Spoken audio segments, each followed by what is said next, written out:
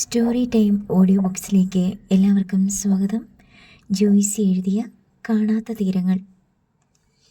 Romaine Roland സ്ട്രീറ്റും BC സ്ട്രീറ്റും തമ്മിൽ cross ചെയ്യുന്ന ജംഗ്ഷനിൽ ടാക്സിക്ക് സമീപം നിൽക്കുകയാണ് സന്ദീപും കിഷോറും. ദാ വന്നല്ലോ വനമാല. ഡ്യൂമാ സ്ട്രീറ്റിൽ നിന്ന് ഇടത്തേക്ക് തിരിയുന്ന സൈക്കിൾ റിക്ഷയെ നോക്കി കിഷോർ തെല്ലുച്ചത്തിൽ പറഞ്ഞു. അവൻ്റെ മുഖത്തുണ്ടായ ആഹ്ലാദ തിരയിളക്കം സന്ദീപ് ശ്രദ്ധിച്ചു. കുതിരവണ്ടിയിൽ രാജകുമാരി വരുന്ന പോലുണ്ട്. കിഷോറിൻ്റെ ഉപമ കേട്ട് സന്ദീപ് സൂക്ഷിച്ചു നോക്കി. ശരിയാണ്, സോഫിയയുടെ വേഷവും കുലീനമായ സൗന്ദര്യവും ആ ഇരിപ്പും എല്ലാം ചേർന്ന് ആ പഴയ സൈക്കിൾ റിക്ഷയ്ക്ക് കൂടി ഒരു ആഠ്യത്യം നൽകിയിരിക്കുന്നു. സൈക്കിൾ റിക്ഷ ടാക്സിക്കാരനെ സമീപിച്ചപ്പോൾ സോഫിയ റിക്ഷാക്കാരനോട് നിർത്താൻ ആവശ്യപ്പെട്ടു. റിക്ഷ നിന്നു. അവൾ ഇറങ്ങിയപ്പോഴേക്കും കിഷോർ മുന്നോട്ട് ചെന്ന് റിക്ഷാക്കാരനോട് ചാർജ് എത്രയെന്ന് ചോദിച്ചു. ഞാൻ കൊടുത്തോളാം, സോഫിയ പറഞ്ഞു. സോഫി ഞങ്ങളുടെ ഗസ്റ്റാണ്, കിഷോർ പറഞ്ഞു. റിക്ഷക്കാരൻ പറഞ്ഞ കൂലി അവൻ തൻ്റെ പേഴ്സിൽ നിന്ന് എടുത്തു കൊടുത്തു. എന്നിട്ട് സോഫിയയെ അടിമുടി നോക്കി. Fantastic outfit. സ്ലീവുകളിലും ഞൊറികളിലും ചുവപ്പും കറുപ്പും കലർന്ന അലങ്കാര ഫ്രില്ലുകൾ തുന്നിച്ചേർത്ത തൂവെള്ള ചുരിദാറായിരുന്നു അവളുടെ വേഷം. മാലാഖമാരുടെ ഡ്രസ് കോഡ് പോലെയുണ്ട്. കളിയാക്കണ്ട ഇത്ര രാവിലെ. കിച്ചു പറഞ്ഞത് ശരിയാ, സന്ദീപ് പിന്താങ്ങി. ഞാൻ നെയ്വേലിക്ക് വരാമെന്ന് സമ്മതിച്ചല്ലോ, ഇനി എന്തിനാ മുഖസ്തുതി, സോഫിയ ചെറുചിരിയോടെ പറഞ്ഞു. എന്നാ കാറിലോട്ട് കയറിയാട്ടെ. കിഷോർ വിനീതദാസിനെ പോലെ ഡോർ തുറന്നു പിടിച്ച് അകത്തേക്ക് ആംഗ്യം കാട്ടി. ഞാൻ എന്ത് വിശ്വസിച്ചാണോ ഇത്രയും നാളും കണ്ടിട്ടും കേട്ടിട്ടുമില്ലാത്ത രണ്ടാണുങ്ങളുടെ കൂടെ ഇറങ്ങി തിരിച്ചിരിക്കുന്നേ. സോഫിയയുടെ കൺകോണുകളിൽ ഒരിത്തിരി സംശയവും അല്പം പേടിയും ബാക്കി കിടന്നു. ഞങ്ങളുടെ ആധാർ കാർഡ്, വോട്ടേഴ്സ് ID എല്ലാം കാണിച്ചില്ലേ?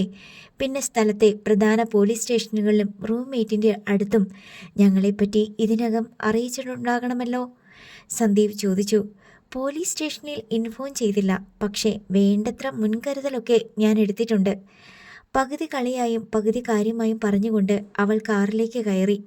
കിച്ചു, നീയും ബാക്കിലിരുന്നു, ഞാൻ ഫ്രണ്ടിലിരുന്നോളാം. സന്ദീപ് ഡോർ തുറന്നു ഡ്രൈവറുടെ ഇടത്തെ സീറ്റിലേക്കിരുന്നു. അഡ്ജസ്റ്റ്മെൻ്റ് ആണോ, സോഫിയ ചോദിച്ചു. ആരെങ്കിലും ഒരാൾ സോഫിയുടെ കൂടെ ഇരിക്കണ്ടേ? അത് കിച്ചു ആയിക്കോട്ടെ, സന്ദീപ് പറഞ്ഞു.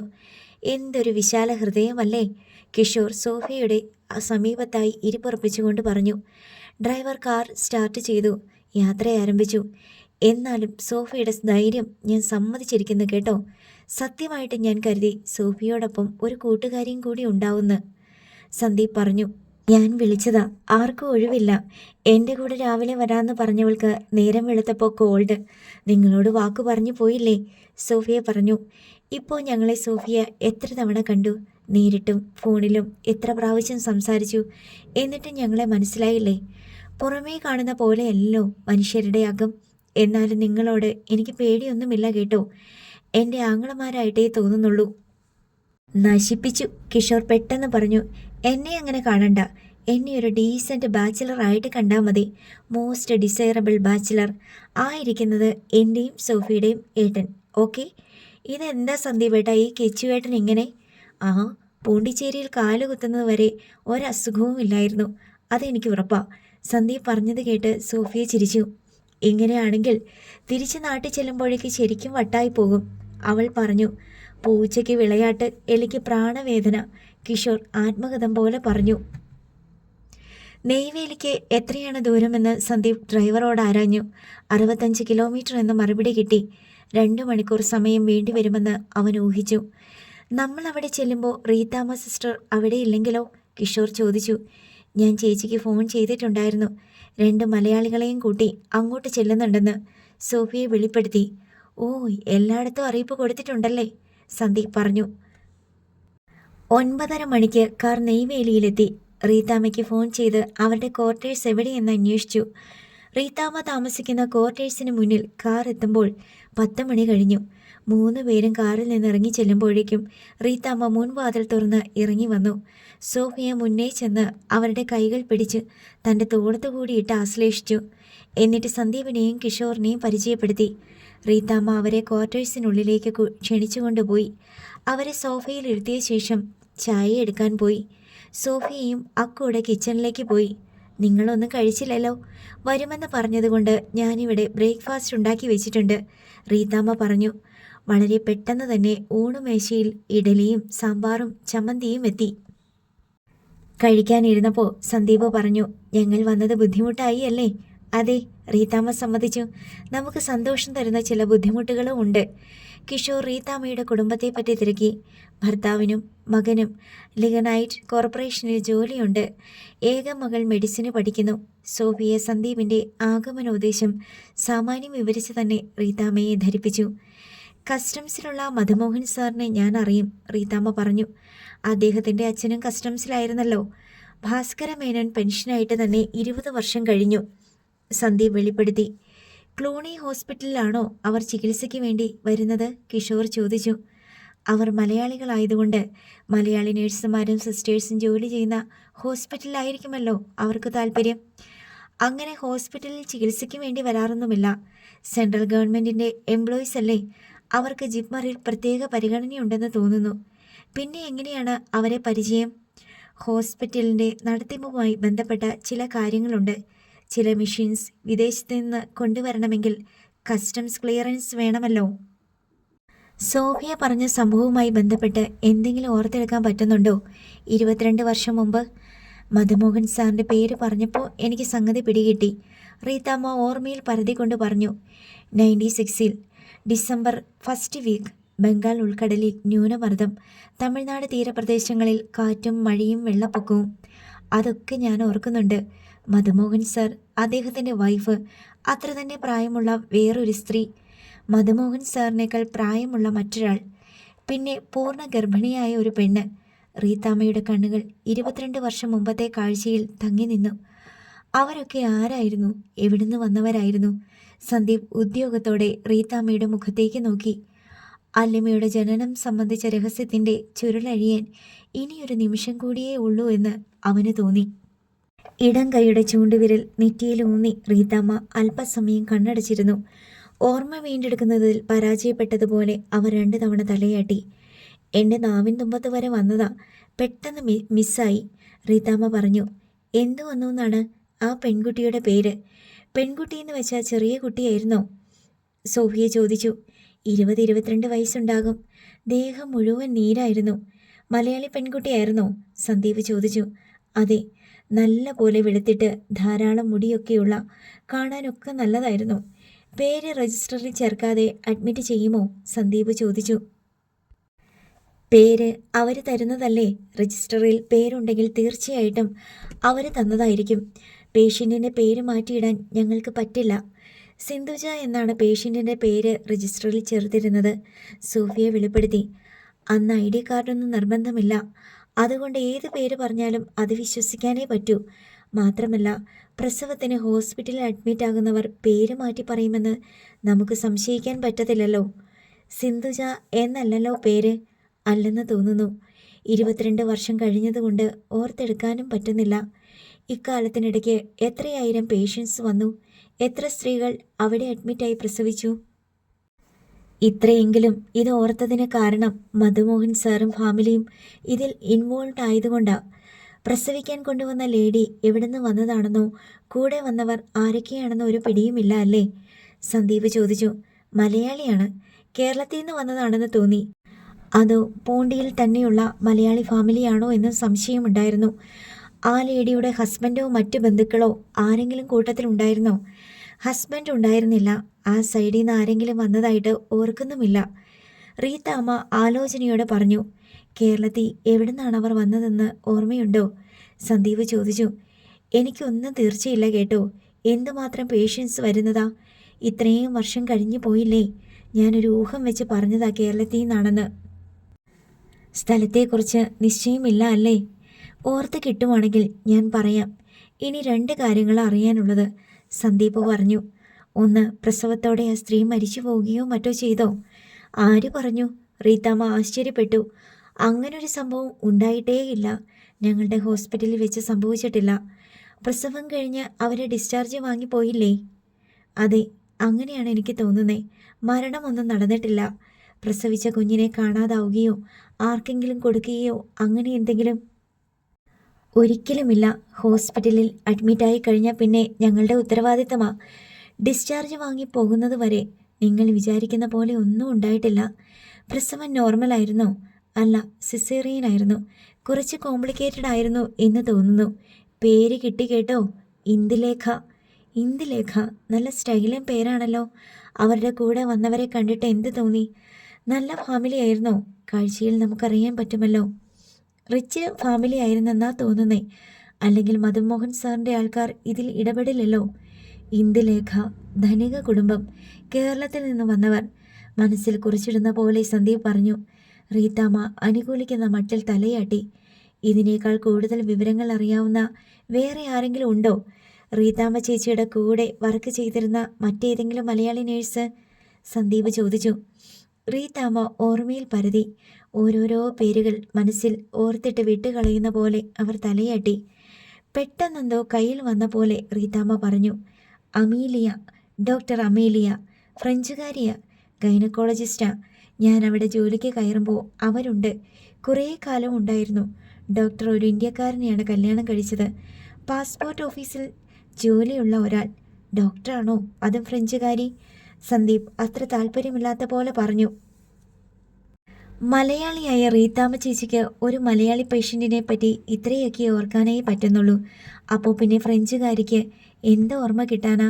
ഭാഷയുടെ വ്യത്യാസം കൊണ്ട് തന്നെ ഫ്രഞ്ച് ഡോക്ടറും മലയാളി പേഷ്യൻറ്റും തമ്മിൽ ഒരു ക്ലോസ് കമ്മ്യൂണിക്കേഷൻ ഉണ്ടായിരുന്നിരിക്കാൻ സാധ്യതയില്ല. മലയാളിക്ക് വേറൊരു മലയാളി മലയാളിയാ. പക്ഷേ ഒരു ഫ്രഞ്ചുകാരിക്ക് മലയാളി ഒരു ഇന്ത്യക്കാരിയാ. അതല്ല ഞാൻ പറയാൻ കാരണം. വേറൊന്നാ. ഡോക്ടർ അമേലിയയ്ക്ക് സ്വന്തമായിട്ടൊരു ട്രാക്കിംഗ് സിസ്റ്റം ഉണ്ടായിരുന്നു. അതായത് സ്വന്തം നിലയ്ക്ക് രോഗികളെ ട്രാക്ക് ചെയ്യുന്ന സ്വഭാവം. അവരുടെ പ്രൈവറ്റ് ഡയറിയിൽ പേഷ്യൻറ്റിനെ സംബന്ധിച്ച വിവരങ്ങളെല്ലാം രേഖപ്പെടുത്തി വയ്ക്കും. അന്ന് കമ്പ്യൂട്ടറൊക്കെ എല്ലായിടത്തും ആയിട്ടില്ല. ഡോക്ടർ അമേലിയയ്ക്ക് ഒരു പേഴ്സണൽ കമ്പ്യൂട്ടർ ഉണ്ടായിരുന്നു. രോഗികളെ സൂക്ഷ്മമായി പഠിച്ചിട്ട് അവരെന്തോ പുസ്തകമൊക്കെ എഴുതിയിട്ടുണ്ട്. റീതാമ്മ വിശദീകരിച്ചു. അവരെവിടെയാണ് താമസം? വൈറ്റ് ടൗണിൽ തന്നെ. കാർണിവൽ സ്ട്രീറ്റിൽ അവർക്ക് പഴയൊരു വില്ലയുണ്ട്. ചെടികളും പൂവള്ളി പടർപ്പുകളും കൊണ്ട് മുറ്റവും മുൻവശവും മുഴുവൻ മൂടിയ ഒരു പഴയ കെട്ടിടം. അവിടെ ചെന്ന് അവരോട് ഡിസ്കസ് ചെയ്താൽ ഒരുപക്ഷെ ചില വിവരങ്ങൾ കിട്ടിയേക്കും. ഭാഷ ഒരു തടസ്സമല്ലേ? ഇല്ല, അവർക്ക് ഫ്രഞ്ചും തമിഴും അറിയാം. നല്ല മൂഡിലാണെങ്കിൽ അവർ നിങ്ങളെ സഹായിക്കും. അവർക്ക് താല്പര്യം തോന്നിയില്ലെങ്കിൽ പിന്നെ അവിടെ നിന്നിട്ട് കാര്യമില്ല. റീതാമ്മ ചേച്ചി ഞങ്ങളെ അവർക്ക് പരിചയപ്പെടുത്തുമോ? സന്ദീപ് ചോദിച്ചു. ഞാൻ പോണ്ടിക്ക് വരാനോ? അതൊന്നും നടക്കില്ല. ചേച്ചി വരണമെന്നല്ല, ഒരു കത്ത് തന്നയക്കുകയോ ഫോൺ ചെയ്ത് വിവരം പറയുകയോ ചെയ്താൽ മതി. സന്ദീപ് അപേക്ഷാ സ്വരത്തിൽ പറഞ്ഞു. ഞാൻ അവർക്ക് കത്ത് തരാനോ? നന്നായി. അതും ഡോക്ടർ അമേലിയയ്ക്ക്. ആ ഒരൊറ്റ കാരണം മതി അവർ നിങ്ങളോട് ഗെറ്റ് ഔട്ട് പറയാൻ. അവർ വലിയ ഡോക്ടറാണ്. വൈറ്റ് ടൗണിൽ എല്ലാവർക്കും അവരെ അറിയാം. പോണ്ടിയിലെ മിനിസ്റ്ററും എം പിയും എം എൽ എയും ഒക്കെ അവരെ കണ്ടാൽ ബഹുമാനത്തോടെ എണീക്കും. നല്ല പോലെ ഏജ്ഡാണ്. സന്ദീപിന് തൻ്റെ അബദ്ധം മനസ്സിലായി. ഞാൻ എന്താ ചെയ്യേണ്ടത്? നേരെ അവരുടെ വീട്ടിലേക്ക് കയറി ചെന്നാൽ മതിയോ? മതി. കള്ളത്തരമൊന്നും പാടില്ല. അവർക്കത് പെട്ടെന്ന് മനസ്സിലാകും. നമ്മൾ പറയുന്ന കാര്യങ്ങളൊക്കെ കൃത്യമായിരിക്കണം. ഊണുമേശയിൽ വെച്ച് തന്നെ സംസാരിക്കാനുള്ളതെല്ലാം കഴിഞ്ഞു. ഭക്ഷണം കഴിച്ച കൈകൾ ഉണങ്ങി തുടങ്ങിയിരുന്നു. സന്ദീപും കിഷോറും സോഫിയയും എഴുന്നേറ്റ് കൈകൾ വൃത്തിയാക്കി. ഞങ്ങൾ ഉടനെ തിരിച്ചു പോവുകയാണ് ചേച്ചി, സന്ദീപ് റീതാമ്മയോട് പറഞ്ഞു. സോഫിയയെ ഹോസ്പിറ്റലിൽ എത്തിക്കണം. പാവം ഞങ്ങൾക്ക് വേണ്ടി ഓഫ് എടുത്ത് വന്നതാണ്. എനിക്കിത്രയും കാര്യങ്ങളെ ഓർമ്മയുള്ളൂ. നിങ്ങളെ കൂടുതൽ സഹായിച്ചാൽ കൊള്ളാമെന്നുണ്ട്. പക്ഷേ സാരമില്ല, ഇത്രയും അറിയാൻ പറ്റിയല്ലോ. സത്യം പറഞ്ഞാൽ ഞങ്ങൾ ഇരുട്ടിൽ തപ്പിക്കൊണ്ട് നടക്കുകയായിരുന്നു. സോഫിയ ഞങ്ങൾക്ക് വലിയ സഹായമായി ചെയ്തേ. ഇവിടെ വന്നിട്ടും ഇത്രയും വിവരങ്ങൾ കിട്ടിയില്ലേ? വാതിൽ അടഞ്ഞു പോയിട്ടില്ലല്ലോ. അടുത്ത വാതിൽക്കിൽ ചെന്ന് മുട്ടാമല്ലോ, സന്ദീപ് കൃതജ്ഞതയോടെ പറഞ്ഞു. റീതാമ്മയോട് യാത്രയെ പറഞ്ഞിറങ്ങുമ്പോൾ സന്ദീപ് വീണ്ടും നന്ദി പറഞ്ഞു. Thanks a lot. നല്ല സ്വീകരണത്തിനും നല്ല ഭക്ഷണത്തിനും. ഈ സ്ഥലവും ക്വാർട്ടേഴ്സും എല്ലാം ഇഷ്ടപ്പെട്ടു. Well planned streets and disciplined. കൊള്ളാം. നെയ്വേലി ലിഗ്നൈറ്റ് കോർപ്പറേഷൻ്റെ ഏരിയയാണിത്.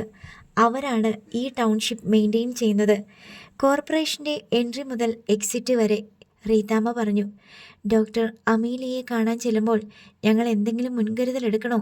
ഞാൻ ഉദ്ദേശിച്ചത് അവർക്ക് എന്തെങ്കിലും ഗിഫ്റ്റോ അവർക്ക് താല്പര്യമുള്ള എന്തെങ്കിലും ആചാരമര്യാദയോ നമുക്ക് പെട്ടെന്ന് അവരുടെ അറ്റൻഷൻ കിട്ടാൻ വേണ്ടി? സന്ദീപ് ചോദിച്ചു. ഒന്നും വേണ്ട. എന്നിട്ട് പെട്ടെന്ന് റീതാമ്മ തിരുത്തി. സോറി, ഒരു പൂച്ചെണ്ട് കരുതിക്കോ. അവർക്ക് പൂക്കൾ വളരെ ഇഷ്ടമാണ്. ഒരു ബൊക്കെ വാങ്ങിയാൽ മതി. പിന്നെ ഞാൻ കുറച്ച് ഫ്രഞ്ച് വാക്കുകൾ കുറിച്ച് തരാം. നമ്മുടെ ഗുഡ് മോർണിംഗും ഹൗ ആർ യുവും ഒക്കെ ഫ്രഞ്ചിൽ കേൾക്കുന്നത് അവർക്ക് വലിയ സന്തോഷമാണ്. റീതാമ്മ വീടിനകത്ത് പോയി ഒരു കടലാസിൽ ചില വാക്കുകളും അവയുടെ ഉച്ചാരണവും കുറിച്ചുകൊണ്ട് വന്നു കൊടുത്തു. താങ്ക്സ് ചേച്ചി, വളരെ വളരെ നന്ദി. ഡോക്ടർ അമീലിയെ കണ്ടിട്ട് ഉടനെ തന്നെ ഞാൻ ചേച്ചിയെ വിളിക്കാം. ഒന്നുകൂടി യാത്ര പറഞ്ഞ് 3 പേരും ടാക്സിയിൽ കയറി. കാർ പോണ്ടിച്ചേരിക്ക് മടക്കയാത്ര ആരംഭിച്ചു. വന്നത് വെറുതെ ആയിന്ന് തോന്നുന്നുണ്ടോ? സോഫിയ സന്ദീപിനോട് ചോദിച്ചു. നോ, ഒരിക്കലുമില്ല. റീതാമ്മ ചേച്ചിയിൽ നിന്ന് തന്നെ എല്ലാ വിവരവും കിട്ടുമെന്നായിരുന്നു പ്രതീക്ഷ. അത് നടന്നില്ലെങ്കിലും അടുത്ത വഴി തെളിഞ്ഞില്ലേ? അത് തന്നെ വലിയ കാര്യം, സന്ദീപ് പറഞ്ഞു. ഇപ്പോൾ എന്താ മനസ്സിൽ? ഇത് കണ്ടുപിടിക്കാൻ പറ്റുന്നാണോ അതോ? തോറ്റുപോകാൻ പറ്റില്ല സോഫി. എൻ്റെ മനസ്സിലിപ്പോൾ ഒരു പിക്ചറുണ്ട്. കല്യാണം കഴിക്കാതെ ഗർഭിണിയായ ഒരു പെൺകുട്ടി. വീട്ടുകാർ ഇഷ്ടപ്പെടാതെ പ്രണയം വഴിയോ അതല്ലെങ്കിൽ ഫാമിലി ഗ്രൂപ്പിലുള്ള ആരെങ്കിലും മിസ്യൂസ് ചെയ്തോ ആയിരിക്കാം. കല്യാണം കഴിച്ചതോ ഏറ്റെടുക്കാൻ ആളുള്ളതോ ആണെങ്കിൽ പോണ്ടിച്ചേരിയിൽ കൊണ്ടുവന്ന് പ്രസവിപ്പിക്കേണ്ട കാര്യമില്ല. പോണ്ടിച്ചേരിക്ക് കൊണ്ടുവരാനുണ്ടായ കാരണം ഇവിടെ ഭാസ്യമ്മയും ഫാമിലിയുമുണ്ട് എന്നതായിരിക്കും. ഹോസ്പിറ്റൽ, താമസ സൗകര്യങ്ങൾ എന്നിവ ഒക്കെ ഭാസ്യമ്മാമയായിരിക്കും ഏർപ്പെടുത്തിയിട്ടുണ്ടാവുക. അതങ്ങനെ തന്നെയായിരിക്കുമെന്ന് ഉറപ്പല്ലേ? സോഫിയ പറഞ്ഞു. അപ്പോൾ ഒരു കാര്യം വ്യക്തമായി. ഒന്നുകിൽ ഭാസ്യമ്മാമയുടെ റിലേറ്റീവ്സ് ആരെങ്കിലും, അല്ലെങ്കിൽ നാട്ടിലെ ഫ്രണ്ട് സർക്കിളിലുള്ള ആരെങ്കിലും. എന്തായാലും പോണ്ടിച്ചേരിയിലുള്ള ആരും അല്ല ഇതിന് പിന്നിൽ. ഇന്ദുലേഖ കേരളത്തിൽ നിന്ന് വരാനാണ് 90% സാധ്യത. നമ്മുടെ ഫാമിലി സർക്കിളിലെല്ലാം ഒരു ഇമ്മീഡിയറ്റ് സെർച്ച് നടത്തിയാലോ? കിഷോർ ചോദിച്ചു. സെർച്ചിങ് ഒക്കെ എപ്പോഴേ കഴിഞ്ഞു. എനിക്കറിയാവുന്ന സകല റിലേറ്റീവ്സിൻ്റെയും ഫാമിലി മുഴുവൻ ഞാൻ അരിച്ചു പെറുക്കി. ഇന്ദുലേഖ പോയിട്ട് വെറും ഒരു ഇന്ദുവിനെ പോലും എവിടെയും കണ്ടുകിട്ടിയില്ല, സന്ദീപ് പറഞ്ഞു. അപ്പോൾ ഡോക്ടർ അമീലിയെ തന്നെ ശരണം, കിഷോർ പിറുപിറുത്തു. തിരികെ പോണ്ടിച്ചേരിയിലെത്തിയപ്പോൾ 2:30 മണി കഴിഞ്ഞു. എന്നെ ഹോസ്റ്റലിനടുത്ത് ഇറക്കിയാൽ ഉപകാരം, സോഫിയ പറഞ്ഞു. അങ്ങനെ വഴിയിലിറക്കി വിട്ടാലൊന്നും ശരിയാവില്ല. ഞങ്ങൾ അത്രയ്ക്ക് ബോറന്മാരാണോ? കിഷോർ വിസമ്മതാർത്ഥത്തിൽ തലയാട്ടി. പിന്നെന്ത് ചെയ്യാൻ പോണു എന്നെ? പ്രേമിക്കാൻ പോണു എന്ന് പറയണമെന്നുണ്ടായിരുന്നു കിഷോറിന്. പക്ഷേ പറഞ്ഞത് ഇങ്ങനെയാണ്. നമ്മൾ ബീച്ച് റെസ്റ്റോറൻറ്റിൽ പോകുന്നു. സോഫിക്കുട്ടിക്ക് നല്ല ഒന്നാന്തരം ഫിഷ് ഫ്രൈ മീൽസ് വാങ്ങിത്തരുന്നു. പിന്നെ ഒരു ഫ്രൂട്ട് സലാഡും. എന്നിട്ട് നിങ്ങൾ 2 പേരും ഒന്നും കഴിക്കാതെ എൻ്റെ വായി നോക്കിയിരിക്കുമോ? കുസൃതിയോടെയാണ് ചോദ്യം. പിന്നെ ഞങ്ങൾ ഇതൊക്കെ തന്നെ കഴിക്കും. അപ്പോൾ എനിക്ക് വാങ്ങിത്തരാം എന്ന് പറയണ്ട, നമുക്കൊന്നിച്ച് കഴിക്കാം എന്ന് പറഞ്ഞാൽ മതി. ബില്ല് പേ ചെയ്യുന്നത് ആരാ? കിഷോർ ചോദിച്ചു. അത് നിങ്ങൾ കൊടുക്കില്ലേ? ഞാൻ കൊടുക്കണോ? ഞങ്ങൾ കൊടുക്കുമ്പോൾ വാങ്ങിത്തരുന്നത് ആരായി? ഞങ്ങളല്ലേ. എനിക്ക് വേണ്ടെങ്കിലോ? തീർന്നില്ലേ? അയ്യോടി മോളെ, പിണങ്ങല്ലേ. സോഫി മോളെ ഞങ്ങൾക്ക് വാങ്ങി തന്നാൽ മതി. പൈസ ഞങ്ങൾ കൊടുത്തോളാം. എന്തൊരെളിമ, വിനയം, അനുസരണ. സോഫിയെ കളിയാക്കി. കാർ ബീച്ച് റോഡിലേക്ക് വിടാൻ സന്ദീപ് ഡ്രൈവറോട് പറഞ്ഞു. അതനുസരിച്ച് ഡ്രൈവർ ബീച്ച് റോഡിലേക്ക് കാർ ഓടിച്ചു. റെസ്റ്റോറൻറ്റിന് മുന്നിൽ കാർ നിർന്നു. 3 പേരും ഇറങ്ങി. സന്ദീപ് കിലോമീറ്റർ കണക്ക് കൂട്ടി ഡ്രൈവർക്ക് ടാക്സി കൂലി കൊടുത്ത് അയാളെ പറഞ്ഞഴിച്ചു. ഇനി മീൽസ് കിട്ടൂലാട്ടോ, സോഫിയ മുന്നറിയിപ്പ് നൽകി. മീൽസ് ഇല്ലെങ്കിൽ നമുക്ക് ബിരിയാണിയോ മസാല ദോശയോ. എന്താ കഴിക്കാൻ വയ്യാതെ? മീൽസ് ഉണ്ടെങ്കിലാണ് പ്രശ്നം, അതല്ലേ കഴിക്കാൻ പറ്റൂ, കിഷോർ പറഞ്ഞു. വലിയ തമാശക്കാരനെന്ന മട്ടിലാ പറച്ചിൽ. പറയുന്നതിൽ എന്തെങ്കിലും തമാശയുണ്ടോ? അതുമില്ല. സോഫിയ കൺകോണിലൂടെ കിഷോറിനെ നോക്കി. പ്രകോപിപ്പിക്കാനുള്ള ശ്രമമാണെന്ന് കിഷോറിന് മനസ്സിലായി. തമാശ 2 തരമുണ്ട്. വെറും ചളിയും ബുദ്ധിപരവും. ചളി കേട്ടാലേ ചിലർക്ക് ചിരി വരൂ, മറ്റേത് ചിന്തിച്ച് ചിരിക്കാനുള്ളതാണ്. കിഷോർ തിരിച്ചൊന്ന് കളിയാക്കി. ചളി കേട്ടാൽ എനിക്ക് ചിരി വരില്ല, ഞാനതാ ചിരിക്കാതെ, സോഫിയ തിരിച്ചടിച്ചു. ഡാ, സംഭവം കുത്തിയല്ലോ, സന്ദീപ് കിഷോറിനോട് മുന്നറിയിപ്പെന്ന വണ്ണം പറഞ്ഞു. ആണോ? കിഷോർ പതിയെ ചോദിച്ചു. ലക്ഷണാതിൻ്റെയാണ്. എന്താ നിങ്ങളീ പറയുന്നേ? കോഡ് ഭാഷയാണോ? സോഫിയ 2 പേരെയും മാറി മാറി നോക്കി. ഒന്നുമില്ല, വാ പ്രിയമുള്ള സോഫിയ. സ്റ്റെപ്പ് കയറിയിട്ട് കിഷോർ അവളുടെ നേർക്ക് കൈ നീട്ടി. ഒന്ന് സംശയിച്ച ശേഷം അവൾ അവൻ്റെ കൈ പിടിച്ച് കയറി. താഴെ തിര വന്ന് കുലുക്കി വീഴ്ത്താൻ ശ്രമിക്കുന്ന കോൺക്രീറ്റ് തൂണിന് മേലെ കടലിന് അഭിമുഖമായി സന്ദീപ് ഇരുന്നു. സോഫിയയും കടലിന് അഭിമുഖമായി ഇരിപ്പുറപ്പിച്ചപ്പോൾ കിഷോർ സോഫിയയ്ക്ക് അഭിമുഖമായി എതിരെ ഇരുന്നു. കിച്ചുവേട്ടന് കടൽ എത്ര കണ്ടാലും മതി വരില്ലെന്ന് പറഞ്ഞിട്ട് ഇപ്പോഴെന്താ കടലിന് പുറംതിരിഞ്ഞിരിക്കുന്നത്? സോഫിയ ചോദിച്ചു. എൻ്റെ കടൽ ഇപ്പോൾ ഇതല്ലേ? കിഷോർ ഗൗരവം വിടാതെ അവളെ ആംഗ്യം കാട്ടി പറഞ്ഞു. സോഫിയയുടെ മുഖം വിളറി. ബേറർ വന്നപ്പോൾ ഓരോരുത്തർക്കും വേണ്ടത് എന്തൊക്കെയാണെന്ന് സന്ദീപ് തിരക്കി. സോഫിയയ്ക്ക് മസാല ദോശ മതി, കുടിക്കാൻ ഓറഞ്ച് ജ്യൂസും. കിഷോറും അത് തന്നെ ഓർഡർ ചെയ്തു. ഇതെന്താ എൻ്റെ മെനു കോപ്പി അടിക്കുന്നേ? സോഫിയ ചോദിച്ചു. ഐക്യദാർഢ്യം, കിഷോർ പറഞ്ഞു. സന്ദീപ് കോഫിയും വടയും പറഞ്ഞു. ഇനി എന്താ നിങ്ങളുടെ പ്ലാൻ? സോഫിയ ചോദിച്ചു. നാളെ ഡോക്ടർ അമീലിയെ കാണണം. ഇപ്പോൾ അത് മാത്രമേ ഉള്ളൂ തലയിൽ, സന്ദീപ് പറഞ്ഞു. അമീലിയ ഡോക്ടറുടെ കയ്യിൽ നിന്ന് വേണ്ട ഇൻഫർമേഷൻസ് എല്ലാം കിട്ടിയാൽ അപ്പോഴേ സ്ഥലം വിടും, സന്ദീപ് പറഞ്ഞു. പിന്നെ നിൽക്കേണ്ട കാര്യമില്ലല്ലോ. അല്ലിമയുടെ അമ്മ ജീവിച്ചിരിപ്പുണ്ടെങ്കിൽ അതെവിടെയാണെന്ന് കണ്ടുപിടിക്കുക എന്നതാണ് അടുത്ത ദൗത്യം. പിന്നെ അവളുടെ അച്ഛൻ ആരാണെന്നും കണ്ടുപിടിക്കണം. അതോടെ എൻ്റെ ജോലി തീർന്നു. ഇപ്പോഴത്തെ കണക്കുകൂട്ടലനുസരിച്ച് എനിക്ക് നല്ല ധൈര്യമായി. ബേറർ മസാല ദോശകളും വടയും ജ്യൂസും മറ്റും എത്തിച്ചു. കോഫി ഉടൻ വേണ്ടെന്ന് സന്ദീപ് പറഞ്ഞു. അവർ കഴിച്ചു തുടങ്ങി. ക്ലൂ കിട്ടിയാൽ നാളെ തന്നെ പോകുമോ? സോഫിയ ചോദിച്ചു. നാളെ അല്ലെങ്കിൽ മറ്റന്നാൾ. സോഫിയ ഓറഞ്ച് ജ്യൂസ് എടുത്ത് ഒരു കവിൽ കുടിച്ചിട്ട് കിഷോറിനെ നോക്കി. പോയാൽ ഇനി വരേണ്ട കാര്യമില്ലല്ലോ.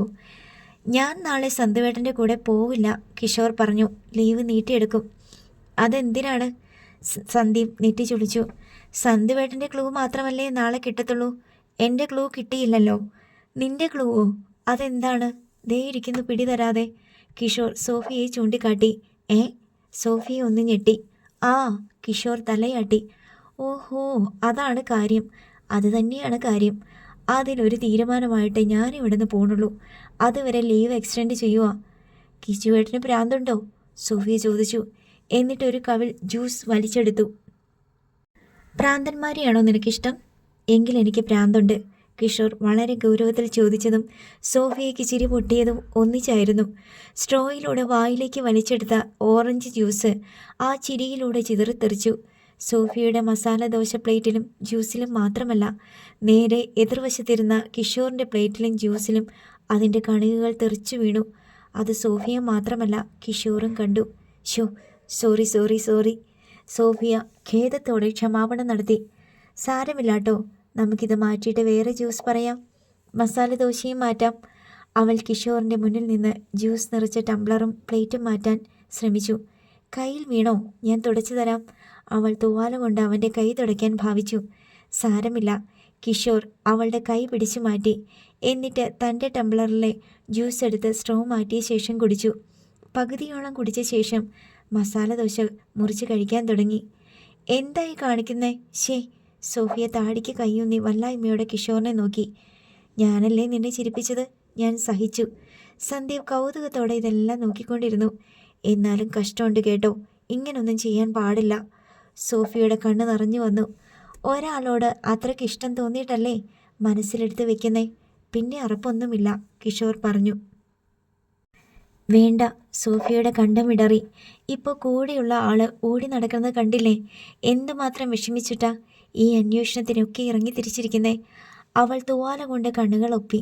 ചുറ്റുമൊന്ന് കണ്ണോടിച്ചിട്ട് ചിരി വരാതെ ചിരിച്ചു. ഞാൻ എന്നും മുട്ടുകുത്തി നിന്ന് പ്രാർത്ഥിക്കുന്നതാ, എന്നെ ഇതുപോലത്തെ പരീക്ഷണങ്ങളിലൊന്നും പെടുത്തല്ലേന്ന്. ഇന്നലെയും പ്രാർത്ഥിച്ചു, ഇന്നും പ്രാർത്ഥിക്കും, നാളെയും. ആഗ്രഹമില്ലാഞ്ഞിട്ടൊന്നുമല്ല, എടുത്താൽ പൊങ്ങാത്തത്രയും ഭാരമുണ്ട് തോളത്ത്, അതുകൊണ്ടാ. പിന്നെയും അവളുടെ കണ്ണിൽ വെള്ളം നിറഞ്ഞു.